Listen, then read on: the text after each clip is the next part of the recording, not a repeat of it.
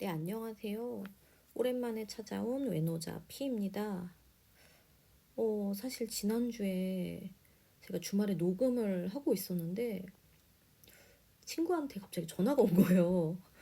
그래서 친구는 뭐 모르고 전화를 한 거니까 뭐 죄는 없는데, 하지만 열심히 이렇게 녹음을 하다가 중간에 딱 이렇게 맥이 끊어지니까 뭐 다시 하기가 좀 그래가지고 아예 아이템을 바꿔서 다른 거 녹음을 할까 하다가 어느 순간에 보니까 2주가 지난 거예요.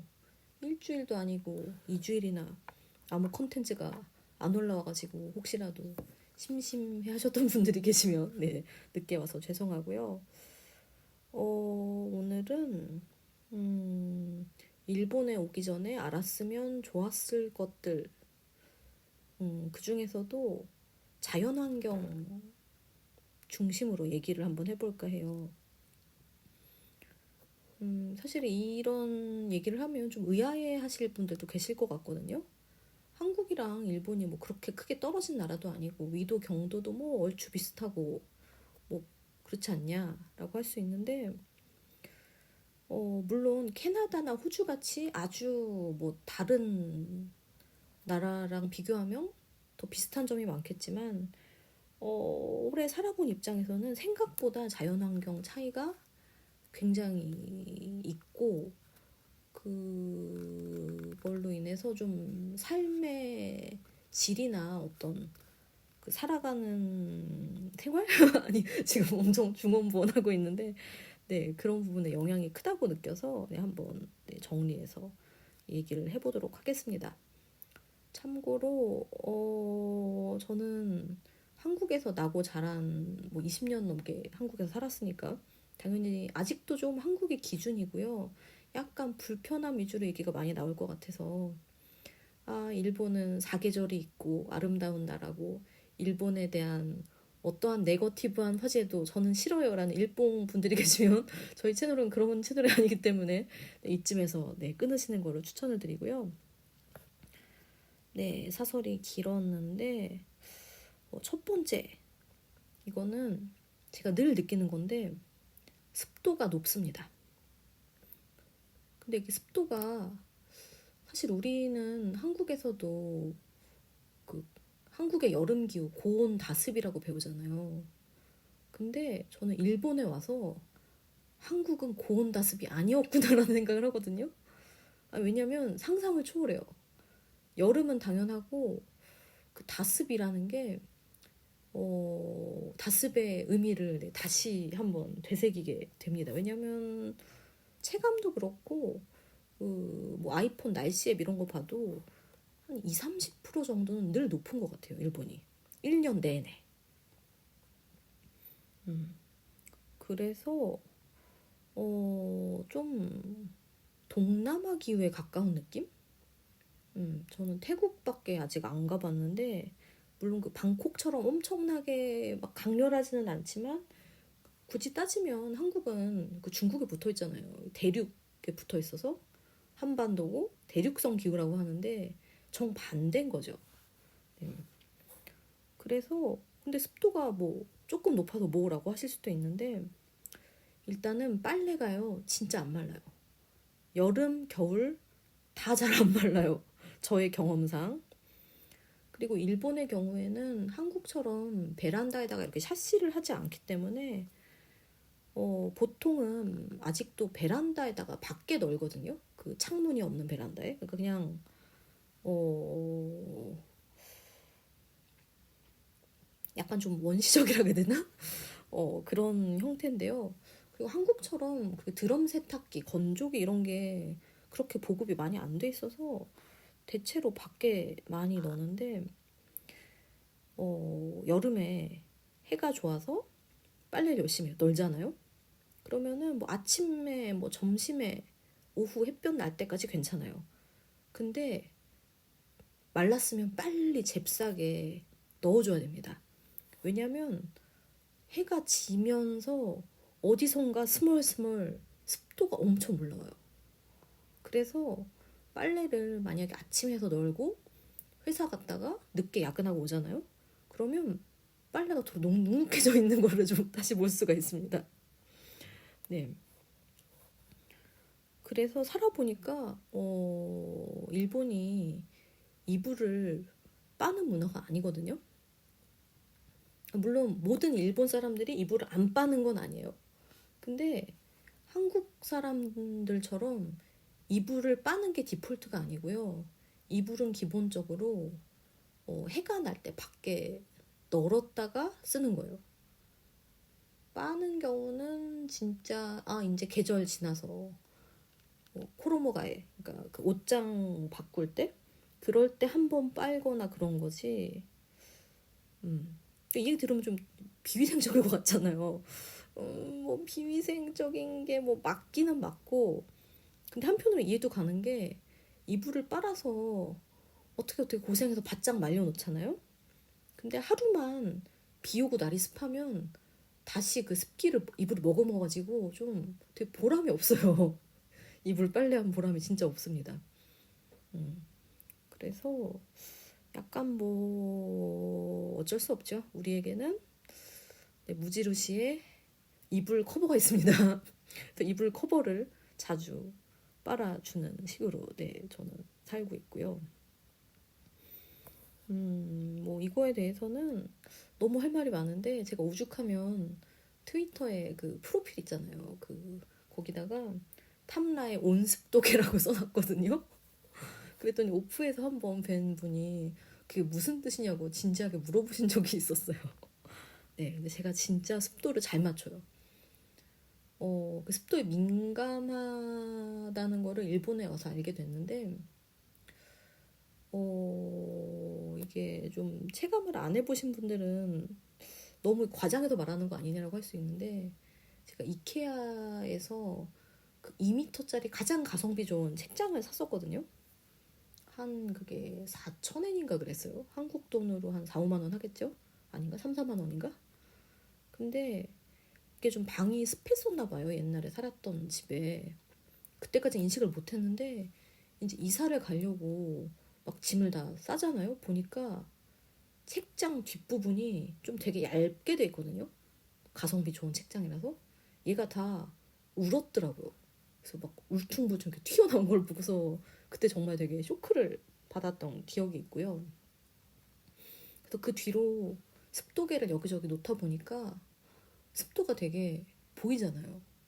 참고로 지금 저희 집에도 방에 하나 있지, 세면대 하나 있지, 지금 녹음하고 있는 여기 카운터 키친 여기 하나 있고, 저기 서재 작업실 하나 있고, 4개 있어요. 저 혼자 사는데. 그래서 저희 특기 중 하나, 습도 맞춰요. 몇 프로인지. 대체로 정확합니다. 왜냐면 쾌적하게 있으면은 60%안 되고요. 뭔가 습도를 제가 감지해요. 그러면 70%. 불쾌해. 80% 이상. 짜증나 돌겠어. 그러면 뭐 90% 이상. 뭐 대체로 맞더라고요. 그리고 진짜로 근데 이게 그냥 좀 짜증나고 끝나지 않는 게, 땀이 여름에 많이 흘리는데 이게 습도가 높으면 증발을 안 하거든요. 근데 원래 땀의 역할이라는 게 그러니까 수분을 배출해서 얘를 증발을 시켜서 열을 날리는 거잖아요. 그렇게 해서 체온을 낮출 수가 있는데 습도가 높은 데서는 이게 안 되거든요. 그래서 여름에 굉장히 위험합니다. 특히 어린이와 노약자, 지병이 있으신 분들 굉장히 위험해서 그 熱中症 위험 진짜 정말 장난이 아니고요. 물 많이 드시고 의식적으로 해를 피하고 시원한 곳에서 에어컨 켜고 찬 음료 마시고 그래야 됩니다. 그리고 이거는 제가 경험을 한 적은 없는데 침대를 사기 전에는 바닥에 이불을 펴고 살았었거든요. 근데 이게 만약에 조금 관리를 잘못하면 이불에도 곰팡이가 피는 경우가 있다고 하더라고요. 네, 그 얘기를 듣고 제가 습기를 제거해주는 시트 같은 게 있거든요. 좀 제습 시트? 그거를 사서 매트리스 아래다 깔아놓기도 하고 그랬었습니다.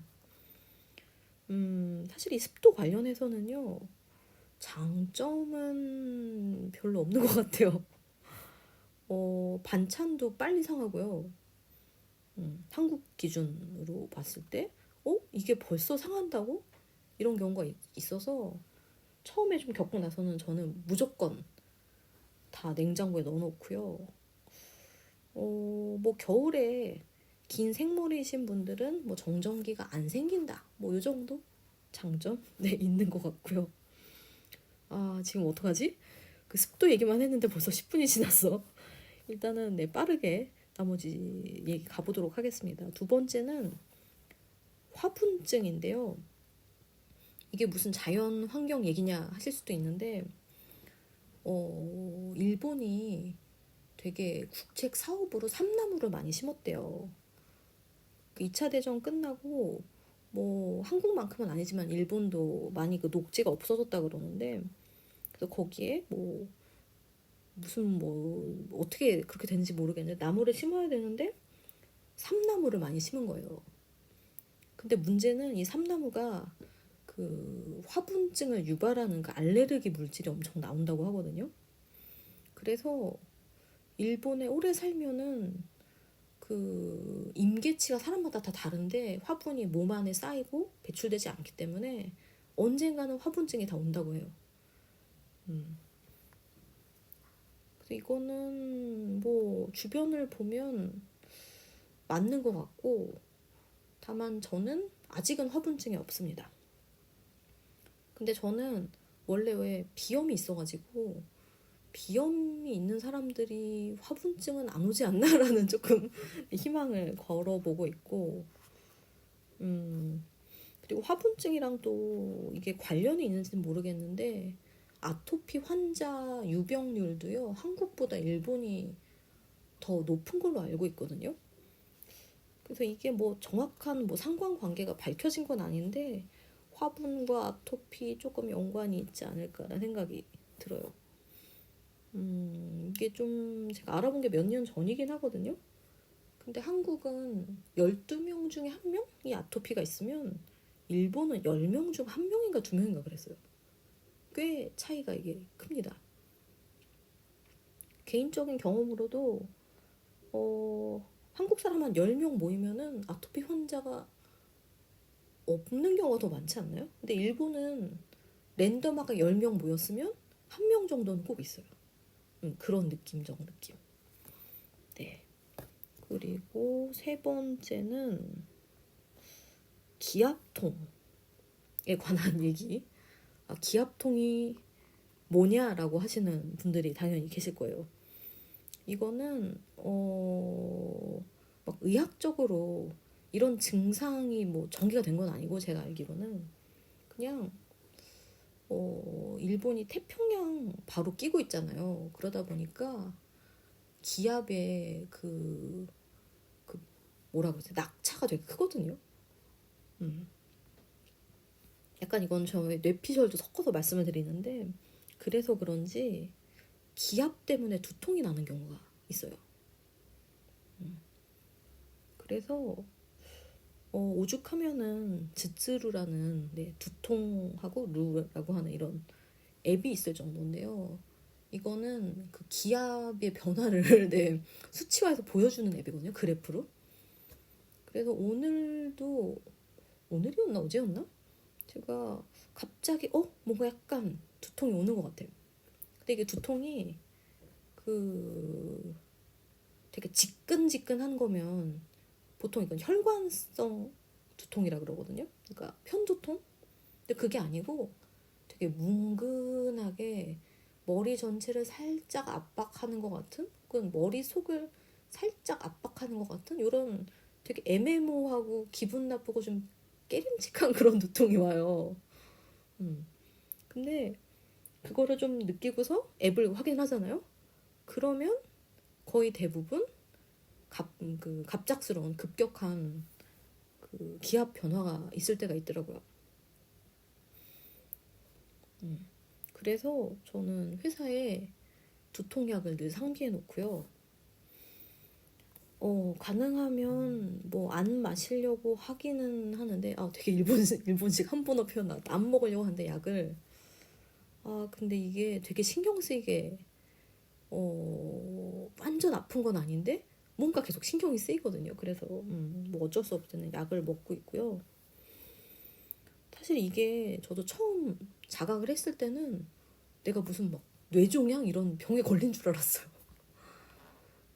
왜냐면 평소에 먹던 두통약 이런 게 좀 안 들어가지고 내과를 가보고 MRI도 찍어보고 막 그랬거든요. 근데 뭐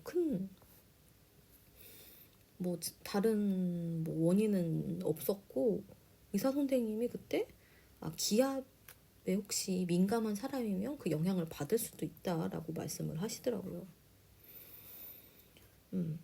근데 뭐 그렇다고 일본에서 느끼는 모든 두통이 기압통이냐 하면 그건 당연히 아니고요. 저는 약간 제가 게임 회사에 다니니까 이런 비유를 하는데, 약간 버그 고치듯이 저는 저만의 그 플로우 차트가 있어요. 뭔가 좀 머리가 아픈 것 같아. 이때 잠을 잘 잤는지, 물을 충분히 마셨는지, 그리고 적절하게 식사를 했는지, 이것까지 생각을 다시 해봐요. 왜냐면 이것들이 다 두통을 유발할 수 있거든요. 근데 잠도 잘 잤고 물 많이 마셨고 밥도 먹었어. 그러면 커피를 마셔요. 왜냐면 카페인이 그 혈관을 좀 확장시켜 주거든요. 그리고 그래도 안 되면 마사지를 해줘요. 머리를 마사지를 했는데 그래도 뭔가 이 좀 꺼림칙한 두통이 계속 남아있어. 그러면 이거는 기압이거든요, 대체로. 그래서 그럴 때는 약을 먹고 있고요. 약간 저의 뇌피셜로 설명을 한 부분도 있기는 하지만, 이 기압통을 느끼는 여자분들이 참 많아요. 그래서 혹시 이거에 증상에 나도 해당되는 것 같아 이런 분들은 기압통으로 검색을 해보시면 좀 정보가 나오지 않을까 싶습니다. 그리고 그 다음에는 해가 뜨는 시간, 지는 시간, 그리고 해의 길이가 다른 것에 대해서 얘기를 하려고 그러는데요. 제가 어디선가 에도시대 농부들은 새벽 4시에 일어나서 농사를 지었다는 얘기를 봤거든요. 근데 일본에 오기 전에는 왜 그랬을까? 왜 그럴까? 그런 생각을 했어요. 혹시 너무 노동이 가혹해서 새벽에 일어난 건가? 근데 일본에 와보니까 알겠어요. 여름에는 새벽 4시에 훤해져요. 한국은 아무리 한여름이라 그래도 한 4시 반에서 5시 해가 뜨지 않나요? 근데 일본은 진짜 4시면요 엄청 환해져서 해가 짱짱 드는 데면은 네, 눈이 저절로 떠질 수밖에 없더라고요. 그리고 반대로 뭐 겨울에는 해가 엄청 짧습니다. 지금도 진짜 5시만 되면은 밖이 다 컴컴해지거든요. 그래서 겨울에 혹시 일본에 처음 여행 온다 이런 분들은 주의하셔야 돼요. 왜냐면 5시에 다 깜깜해져서 아무것도 안 보이니까. 그리고 좀 아무래도 해가 짧아지다 보니까 일조량이 확 줄어가지고 좀 계절성 우울증 좀 민감하신 분들은 오는 경우도 있다고 하더라고요. 네. 그리고 5번째는, 이거는 제가 좀 눈이 민감한 타입이거든요. 그래서 더 유난히 느낄 수도 있는데, 자외선이 되게 세요. 이것도 거의 1년 내내인데 특히 많이 느끼는 거는 가을에 오히려 좀 가을 겨울 세다고 느끼거든요. 근데 뭐 여름이야 워낙에 뭐 한국도 자외선 세잖아요. 그리고 뭐 양산 쓰기도 하고. 근데 생각해보니까 그런 것 같아요. 가을 겨울에는 그것 때문에 양산을 쓸 수는 없으니까 더 세게 느껴지는 건가? 음.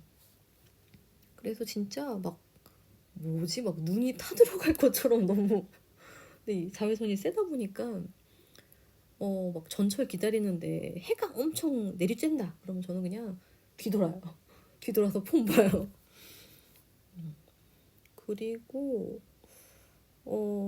일본에서 많이들 하는 얘기가 막 한국 여성들은 되게 피부가 좋아요. 막 그런 얘기 하거든요. 물론 그 오세지 좀 그냥 인사치레로 하는 걸 수도 있고, 근데 반절 정도는 진심으로 그런 얘기를 하는 것 같은데, 물론 그 생활 습관 이런 거 영향이 없을 수는 없겠지만, 저는 자외선이 센 게 그 이유 중 하나이지 않을까 싶어요. 그리고 제 친구 중에는 한국에서는 그냥 멀쩡하게 살던 애가 일본에 오니까 갑자기 햇빛 알러지 생겨가지고 되게 고생하는 애가 있거든요. 그래서 조금 뭐 어느 정도 영향이 일반적으로 조금은 있는 것 같다 그런 생각을 하고요. 네, 그리고 마지막으로는 약간 숨이 일관식으로 돌아가는데 지금 겨울이잖아요. 처음 얘기했던 습도랑 좀 관련이 있는데요. 겨울이 특히 도쿄의 겨울이 그렇게 춥진 않거든요. 기온을 보면은 한국 분들은 되게 막 코웃음 치실 거예요. 막 추워 추워 추워 하는데 보면 막 3도 4도 이래. 영하로는 거의 여간 떨어지질 않거든요. 근데 이게 안 추운 게 아니고요. 춥습니다. 왜냐면 습도가 늘 높다 그랬잖아요. 이게 결국에 공기 중에 수분량이 높다는 얘기거든요. 그래서 비유를 하자면 냉기 브레스가 그냥 공기 중에 다 퍼져 있는 느낌이에요. 내가 이거를 피해갈 수가 없어요. 밖에 있으면 코트나 뭐 다운 자켓을 아무리 챙겨 입어도 이 냉기 브레스가 막 스며드는 느낌? 제가 한국에 영하 18도일 때 하필이면 출장을 갔던 적이 있어요. 근데 그때도 느꼈었는데 한국은 습도가 낮다 보니까 이게 바람이 불면 칼바람이지만 바람만 피하면 내가 좀 도망갈 수 있는 느낌? 그러니까 바람만 안 불면 내가 막 뛰잖아요. 그러면 몸이 조금 열이 나잖아요. 그래서 도망갈 수 있는 느낌? 추위에서 잠깐이나마. 근데 일본은 그게 안 돼요. 내가 도망갈 수 없이 그냥 디버프에 걸려 있어. 네. 물론 뭐 집이 추워서 그렇게 더 느끼는 걸 수도 있는데, 네, 습도라는 게 이렇게까지 크게 영향을 끼칩니다. 네, 별거 아닌 얘기했는데 벌써 23분이 됐네요. 일단은 이 6가지로 제가 느낀 일본에 오기 전에 알았으면 좋았을 것들의 자연환경 위주로 얘기를 해봤고요. 제가 이번 주에는 대만 여행 가거든요. 축하해주세요. 저 대만 처음 갑니다. 너무 지금 기대가 되고, 그래서 이번 주에 추가 업데이트는 아마 어려울 것 같고, 아마 다음 주에 또 다시 돌아올 수 있지 않을까 싶습니다. 네, 여기까지 들어주신 분들 너무나 감사하고요. 구독과 좋아요, 알림 설정 큰 힘이 됩니다. 그러면 외노자피는 또 다음 시간에 찾아올게요. 안녕히 계세요.